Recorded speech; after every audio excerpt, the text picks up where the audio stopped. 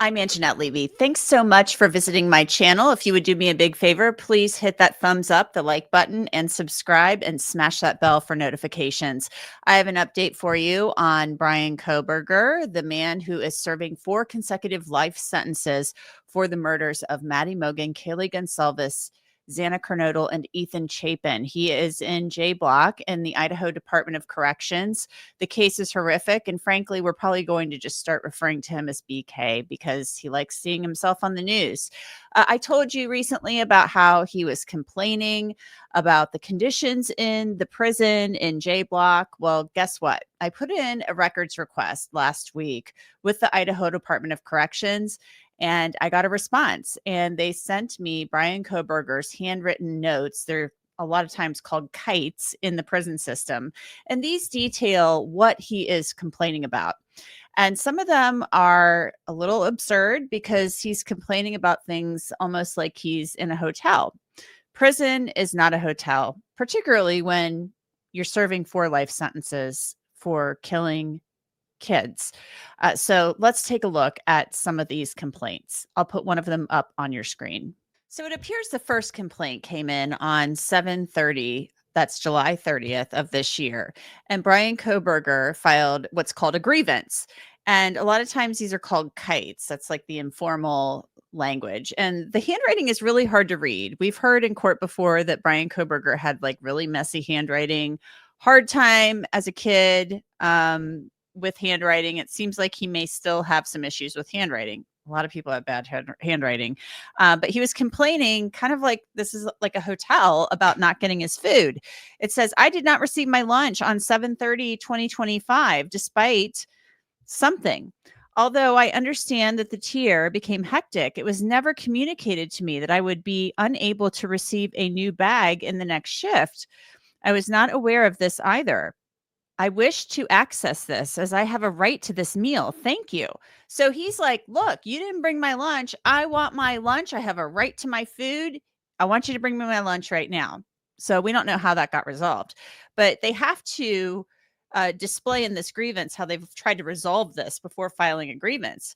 It says, I have tried to solve this problem informally by speaking with staff several times. And then it says, I suggest the following solution for the problem. In the future, I wish to receive my lunch without exception. This could be accomplished by sending for the replacement as rapidly as possible. So he's saying, look, I want my lunch. You could solve this problem by sending me a replacement. You never told me I wasn't getting my lunch, and I'm not happy about it. In some of these grievance forms too, there's a space where it shows that the staff has basically told him that he's not filled it out correctly or they can't read it. His handwriting is illegible. They're not happy with that either. So there's a lot going on here. Our next grievance form came the next day on July 31st. And it says, the problem I have, on several occasions, I've not received all items of food on my tray. So now it's not just not receiving the food, it's not getting all of the items he believes he should have received. I addressed this during service and have yet to receive any replacements. In fact, the kitchen is not even called. The policy book confirms these items missing, which are pointed out at the time of service, will be replaced. I wish to, without exception, receive these replacements. So he's saying the policy manual, which he has read, we know that Bryan Kohberger seems to, in some respects, be a stickler for the rules, but he broke like the biggest rule on the planet. He murdered people. So he's a rule breaker when he wants to be, but when he wants the rules enforced, they better be enforced. So he's read the policy manual. It says, I have tried to solve this problem informally by addressing the issue with staff at the time of meal service. He then said, I suggest the following solution for the problem. I wish for the items to be called for and items replaced when this occurs. The nutritional standard is not being upheld unless I receive my full tray. So he's saying there are nutritional standards. It sounds like he's reviewed those. And he wants the food that he should have gotten. This next one is pretty interesting, given the fact that Bryan Kohberger, when he was a teaching assistant on the Washington State University campus, was accused of sexual harassment. Bryan Kohberger was accused by students of sexual harassment, and faculty actually thought that he was going to be a predator, that he was a predator. They were afraid to even give him a PhD. They were concerned that because of his behavior, that he was somebody who would use his PhD to one time possibly sexually abuse students, women. That's how creeped out they were by him and how inappropriate his behavior was. He was accused of sexually harassing a female student. They were told to keep an eye on this student because she was so creeped out by him. They were taking steps at Washington State University to get rid of him, to remove him from the program. They were going to cut his funding to get him out of there because he was such a problem. And they believed he was stalking people. One of the professors said that. She told the Idaho State Police investigators she believed Bryan Kohberger was stalking people. Well, guess what? Now Bryan Kohberger has filed a complaint, and this was dated August 4th. He filed a complaint saying he believed he was being sexually harassed by other inmates in the prison. He's in J block at this point. He's kept in a cell by himself, but he's saying he's being sexually harassed. So I'm going to read this to you. It says on August 3rd, 2025, resident Kohberger, IDOC number 163214, submitted a concern form stating that he has been subject to threats and harassment, recently escalating to overt sexually violent threats / statements. Lieutenant Millant received the concern form on August 4th, 2025, and conducted an interview with Kohberger in J Block. Kohberger stated a resident that goes by the name Peru told him, "I will do something to you from behind." I'm not going to use the exact verbiage, but the F word is involved. And so basically this inmate, Peru, he said, told him, "I am going to do this sex act to you from behind."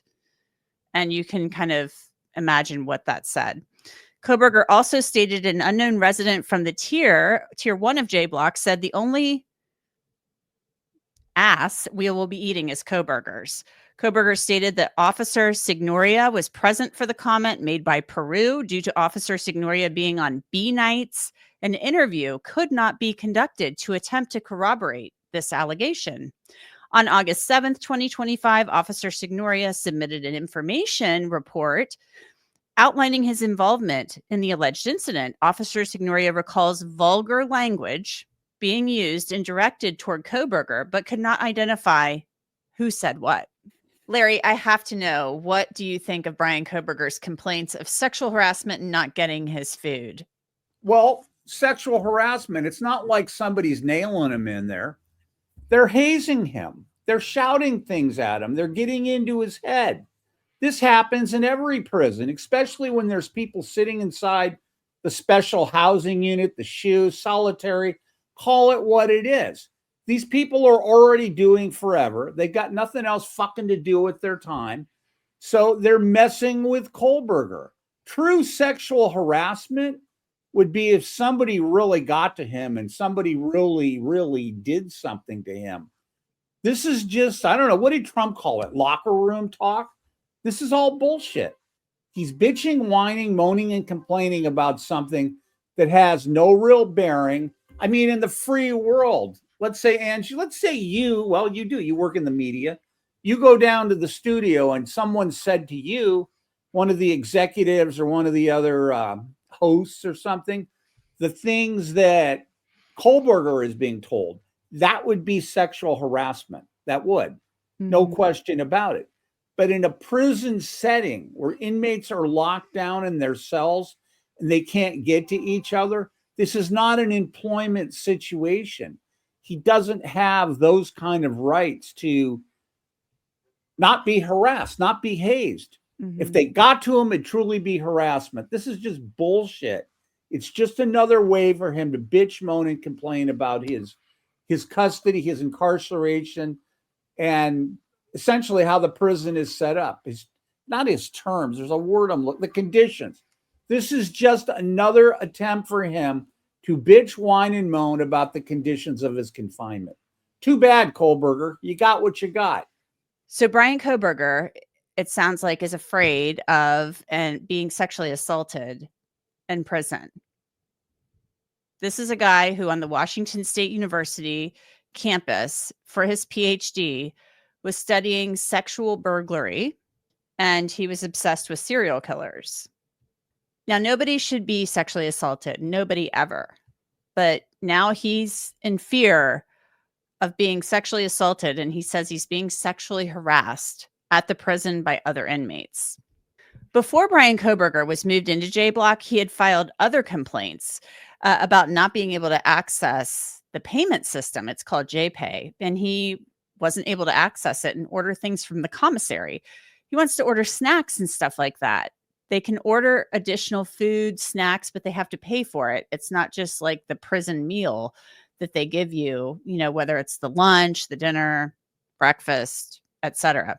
So this was on July 27th of this year. I need access to the JPay system to access and complete an order drafted on a full commissary menu. When attempting to access JPay, I am given an error that I am not set up in the system in the C Block kiosk. May I be temporarily moved into the system to do so? Thank you for your assistance. Then the response was, Mr. Kohberger, I spoke with you at your cell on 7/30/2025. Getting set up in JPay can take a few days. After moving to a new location, Corporal White is following up with JPay on your access.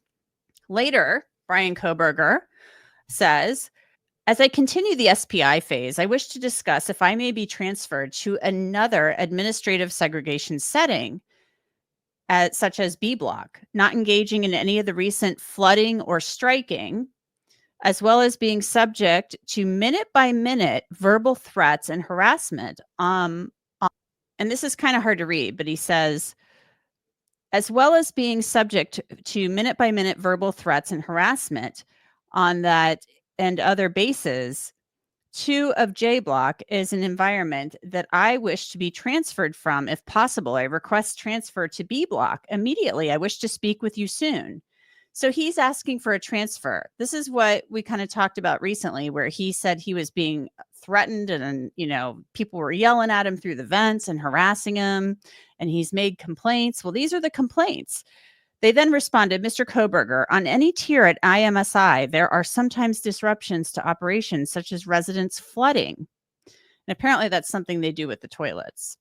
On J2, it is a relatively rare occurrence, and J2 is generally a fairly calm and quieter tier. I do not think that B Block would be any better for you, give it some time. They're saying, give it some time. You'll get used to it. We actually put you in a decent block. J Block's not so bad. B Block, not so great. So they're telling him, look, it's okay. You're just having trouble adjusting.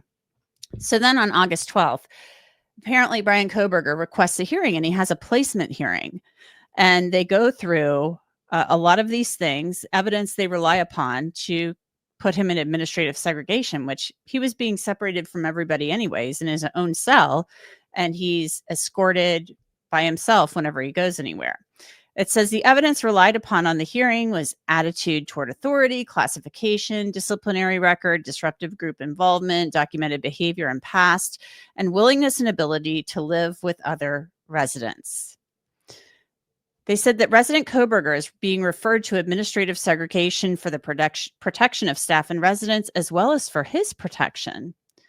And it said that the resident understands the logic of his placement in administrative segregation. Originally, he wanted protective custody, but then due to his media exposure, he sees that that's not an option right now.